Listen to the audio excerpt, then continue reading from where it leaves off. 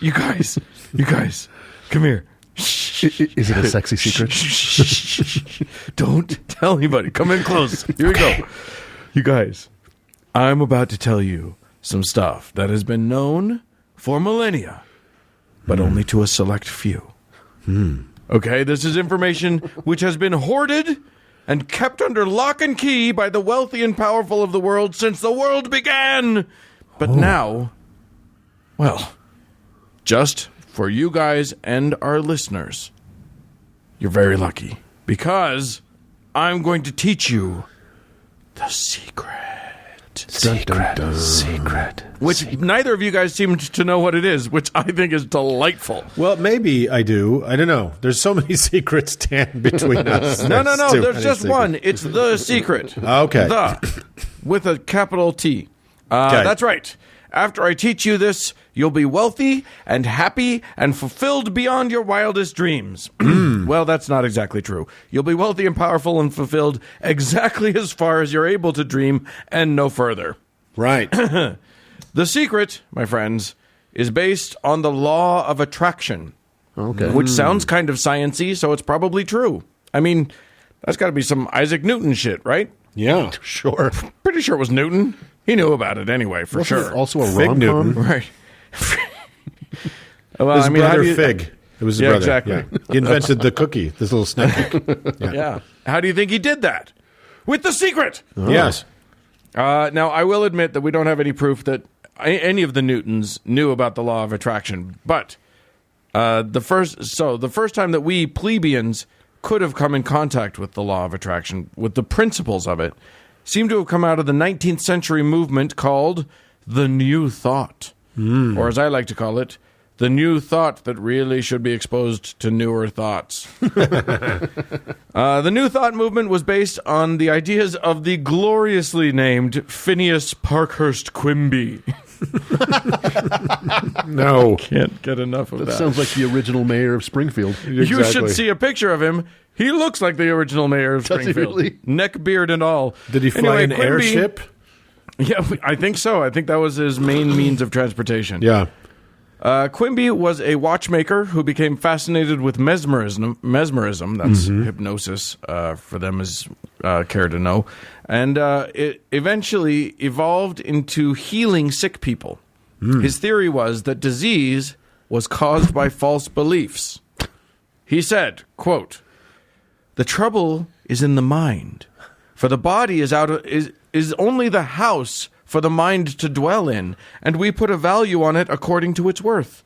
Therefore, if your mind has been deceived by some invisible enemy into a belief, you have put it into the form of a disease, with or without your knowledge." Yeah, most of us did it with knowledge. Yeah, for sure.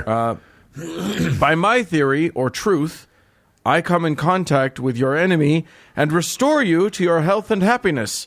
This I do partly mentally and partly by talking till I correct the wrong impressions and establish the truth, and the truth is the cure. Okay. Let me just warming up my third eye. Right. Yeah. This, my friends, is not true. But as the germ theory of disease was not yet in widespread understanding, I won't be too hard on the guy. Anyway, Quimby decided that our thoughts controlled parts of our reality, and a whole bunch of folks took that idea and ran with it. The term law of attraction didn't make it into print until the book Isis Unveiled, a discussion of the mysteries of theosophy by Uncle Mark's good friend and crazy Russian occultist Helena Blavatsky. Blavatsky. Yeah, go see episode 54 to dive into that steaming pile. Yeah, of poop. Of whatever it is. Her idea was that elements of spirit were attracted to each other. I don't know what that means, but it sounds cool. Anyway, the idea morphed and moved as different great minds got a hold of it. Eventually, it became the basis for some of the honest-to-God bestsellers of all time, including Napoleon Hill's 1937 classic Think and Grow Rich, and Norman Vincent Peale's The Power of Positive Thinking, which came out in 1952. And, of course, Louise Hay's 1984 hit You Can Heal Your Life. All of these postulated that thinking better was the key to a good life. All right. And yet, something was missing. There was still a missing piece to the puzzle, and that piece was finally revealed when Esther Hicks, a small-town girl with a stubborn commitment to a bad ponytail, and her husband Jerry hit the world with Ask and It Is Given. This 2004 classic changed the fucking game. But how could a woman from Colville, Utah, that's true, Really? Really? Wow. and a former Amway salesman / musician / comedian / and I swear to fucking God, I am not making this up, acrobat in a Cuban circus. How could these two, neither of whom had any education that I could find, have come up with ideas that would lead the whole world into prosperity and happiness? Yeah. That's right. They couldn't. And they admit it. They didn't come up with the revolutionary thoughts contained in any of their books. Nope. They're just the messenger. Like all truly great New Age woo, this nonsense was channeled. Of course. I'll let the title card from their own YouTube video explain. Quote, Esther Hicks translates blocks of thought from non-physical source energy using the name Abraham. But with every word except of capitalized. Look, don't get it twisted. While this process looks a lot like that ancient drunk Ramtha coming through Jay-Z Night, Hicks has an extra trick up her sleeve. Abraham is not a person, but a whole group of entities. Boom! Take that! Suck it, Knight! What's that? You're only channeling one guy? Huh. I mean, that's cute, I guess. And she does it up right, too. I watched one video where she got up in front of a pretty full La Quinta banquet room, got to the mic and said, and this is a direct quote, "Hello. Goodbye." Then she closed her eyes, loud-breathed, and bobbed her head like a cow for literally 45 seconds. And then, Abraham! And Abraham can talk. It was a steady stream of New Age buzzwords spoken in overly enunciated, occasionally quasi-British speech in such rapid succession that you don't have time to doubt or even understand a word that she's saying. That's the power of Abraham. Yeah, classic. I'll give you a Of course, couple he's quotes. British. He's British. Like these channelers have the same solution as people who make movies about Nazis in English, right?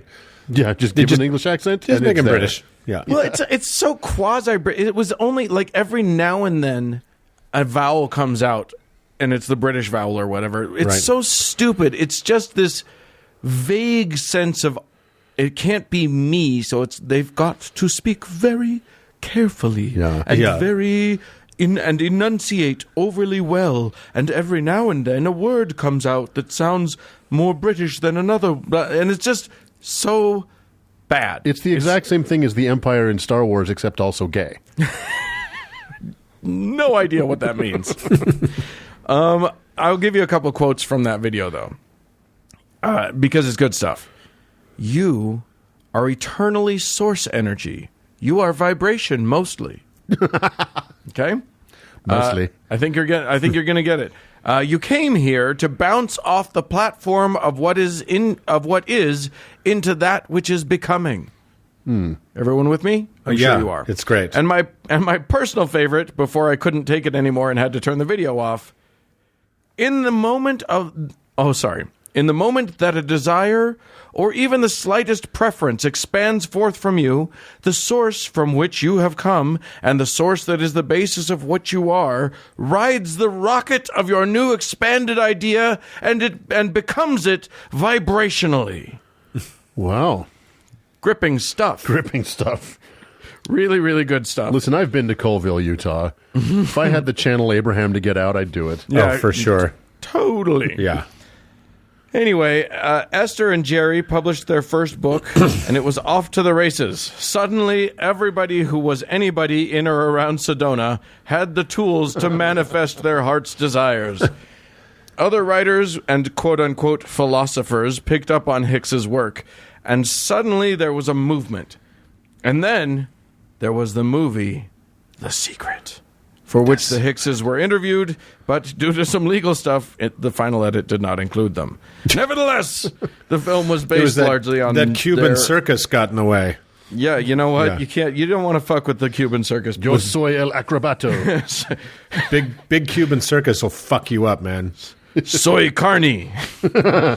Anyway, Your meat? Yeah. Carne asada. Ooh. Yes. The film was largely based on Abraham's ideas. So let's get into it. What is the secret? How does the law of attraction work?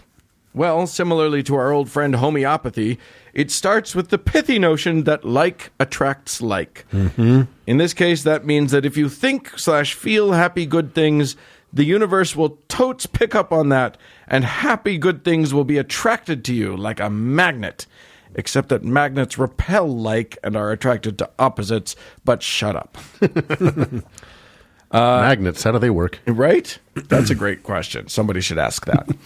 As is carefully outlined in the movie The Secret, yes, the movie came before the book, for those of you wondering, your thoughts are key to everything. You see, your thoughts have vibratory frequencies, which can be proven by looking at the wiggly lines on a brain scan machine. What's that, science? That's not what those wiggly lines mean? Shut up! Nobody asked you! As I was saying, it's been scientifically proven, no citation, that thoughts vibrate. And then the universe hears that vibration and sends things that vibrate at the same frequency back to you. So, if you're thinking about how you feel like shit and you don't like your job, you'll feel even more like shit and you'll get an even worse job. But if you think, and I mean really think, like a fucking lot, super focused, about how much you want the International Space Station as a yard decoration, well, they're all very clear that you can manifest pretty much anything you want to. So that fucker's coming down. See, if this were true, I would be buried under a pile of sexy co-eds. Yeah. It's also weird that they were unable to visualize themselves into the movie, but for some legal reasons. But whatever. It was all very amicable by the end. I am assured.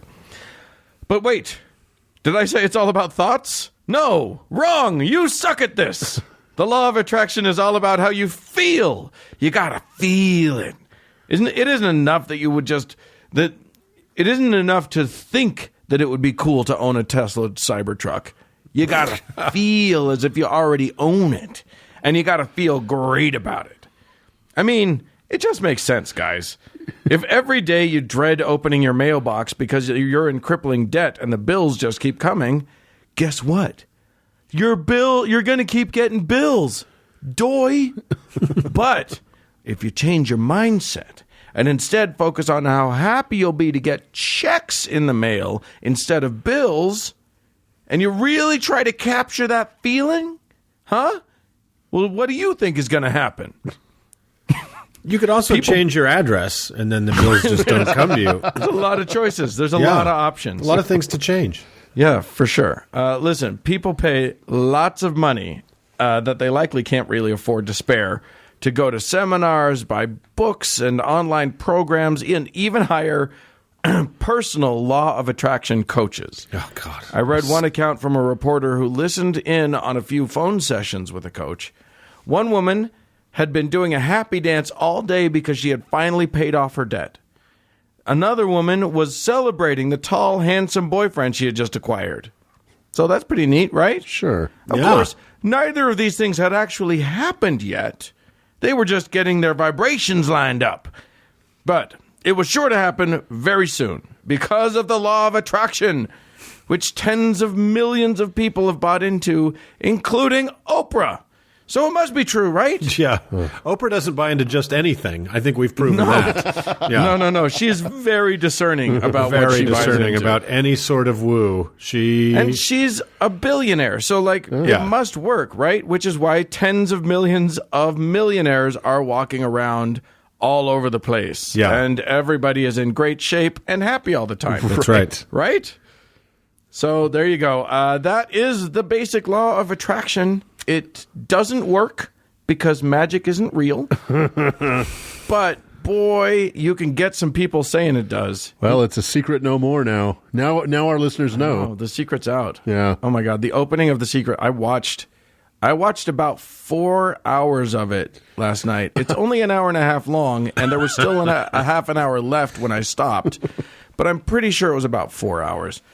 Has GAN done that yet? Have they done that? No, we should. They have to do it with us now. Yeah, okay. Because we know all about it. Because I want you guys to have to watch it. Fuck you, Dan. Yeah, it's a pretty amazing bunch of bullshit. Is it kind of like What the Bleep Do We Know kind of shit? Basically, it's very, very, very similar. They interview a lot of people. They do mention quantum physics. Of course they do. They don't really understand it. Of course they don't. Nor do they understand what the point they're trying to make. Right. But they mention it. It just sounds like it should probably back up what they think. Yeah. Yeah, exactly. Or it sounds like it's so confusing that no one can prove that it doesn't apply to them. Right. I feel like it was funny because I started writing down the credentials of people that was listed after their name on the thing. I didn't even write down their names, but it would be like, this is so and so, a metaphysician, MSc-D, and I'm like, what is MSc-D? Oh, a doctor of metaphysics at bullshit university. Oh my God. And then there's one guy who had a DD, which is a doctor of divinity, which is that may be a real. You can get those from real universities, or you can get them from the fake ones like Liberty or whatever. And then there was one guy, MD, NMD, and DO. Well, MD is real, okay, and DO is kind of okay, but NMD is naturopathy. Yay! Yeah. There was another guy who was a chiropractor. It just said Dr. So-and-so. Oh, it listed him as a philosopher, but it said DC BSc, which is Doctor of Chiropractic and a Bachelor of Science. So his philosophy credentials are that. Philosophical. And then there was one lady whose credentials were feng shui consultant. So there you go. No. Uh-huh. Absolutely. Absolutely. They're all qualified.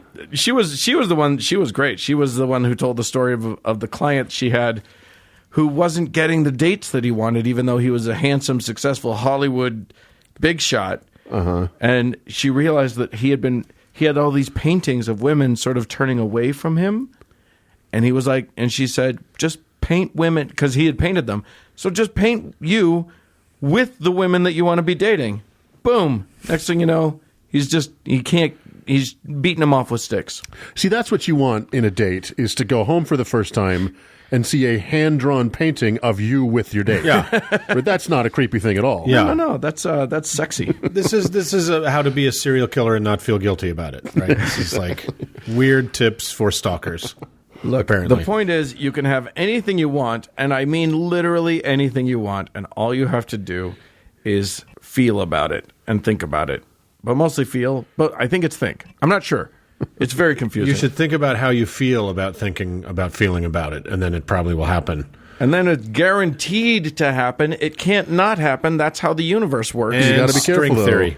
Yeah, but you got to be careful, because if your thoughts vibrate too much, your head will explode like in scanners. Yeah. Yeah, just boom. You do have to be careful. Yeah. Anyway, that's it. That's the secret. Don't tell anybody. Boy, Don't I'm worry. so glad I learned that.